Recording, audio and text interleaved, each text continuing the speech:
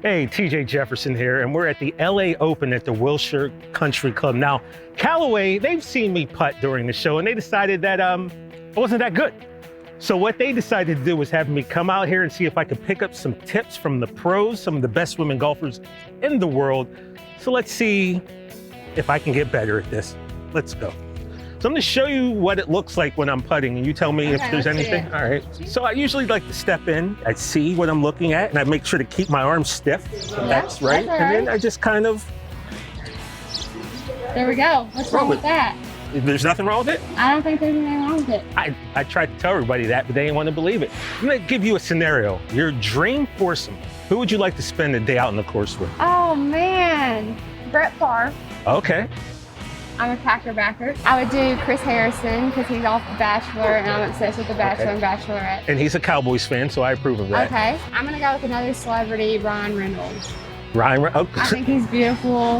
I hear he's a good golfer. No, I take it back. Justin Timberlake. Oh, you read up Justin? Okay. Yes. If you had to name your dream foursome from anyone outside of professionals, who would you pick? Justin Timberlake. That's the second one of the day? Keith Urban. Oh, okay. And I'm gonna go with Rory McIlroy. I mean, that's kind of cheating because he's a pro, and I'm going to say your foursome's probably going to win. Well, yeah, I build a foursome to win. Okay, so we're going with Brett Favre. And Usher and Beyonce. So we're gonna have eight. Changing it. All right. So normally I get in there, I make my stance very wide, and I choke up on the putter, and and then I just go in there and I do this. Is this right? I prefer my putting to be a little bit less handsy. Okay. So how about my stance? This is completely wrong, right? I don't think so. Okay, I can go. Comfortable. It's not really though. It's not comfortable. I got to be honest with you. Put it a little bit closer. Okay, we could do that. Just a little bit of knee bending. I personally like to get my arms really close to my body and kind of just zip them in there, and just kind of let your bodies hang, and then just rock my shoulders. Yes. I think the most important thing is stay relaxed and just try to get the movement from the shoulders, not less hands, because then the ball is going to go a little bit everywhere. So I'm not using my arm as much either. It's more from your chest and the back of your chest, and just getting your shoulders to more rock back and forth. So I think I'm destined to be the best putter on the show. I think you're on a good track. Thanks to you. Thank you.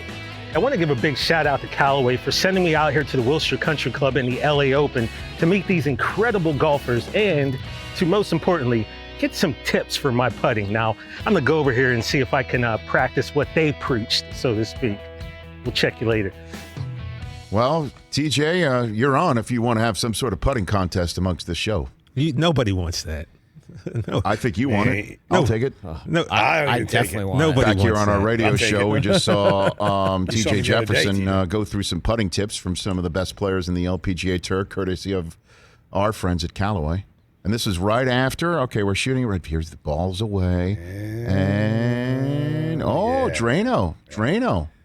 Drano. So do you actually put the putting tips into practice, huh? Guys, I got tips from some of the best in the world. I understand that, okay? but doesn't mean that you can actually take coaching. It does. I'm a coach. I'm very coachable. My fourth grade basketball coach at Wright Elementary once said, "You're the most coachable kid I have, TJ." At elementary school? Yeah, it started young. You got to start young. You can't become coachable once you're in high school. So that was what, like 50 years ago? Wow. This guy, man. This guy. Wow. Hold on a minute. It's like a black and white movie. It just doesn't matter anymore. Was it really 50 years ago that TJ Jefferson was coachable in grade school? Well, I would have had to have been alive for 50 years for that to happen. And it says, don't count on it. Thank you. Thank you, 8-Ball. Dude, the 8-Ball's just en fuego, to use the DP phrase. The 8-Ball's There's on. really only like one bad thing in the Magic 8-Ball, right? Say it again? There's only one bad.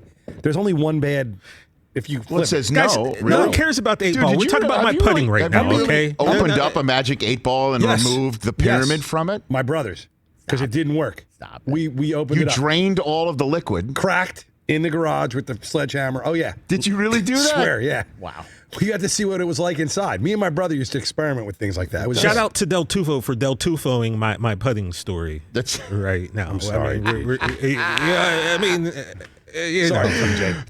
Mike, this is about TJ at I just Wilshire Country maybe 1 Club. Will you minute, Mike. please? That's all I ask for. You've had a lot of minutes. I mean, I Will know Del your life. Tufo ever stop Del Tufoing segments? Magic 8-Ball. There you go. No, And not it like says, these. No, It says, hold on a minute. never. It says, cannot predict now. Exactly. Perfect. Why I love the Magic 8 Ball. It's dead on. It says I love cannot you, Mike. predict now. Wow. Hey, you watched all the way to the end. Thanks for that. Watch more right here.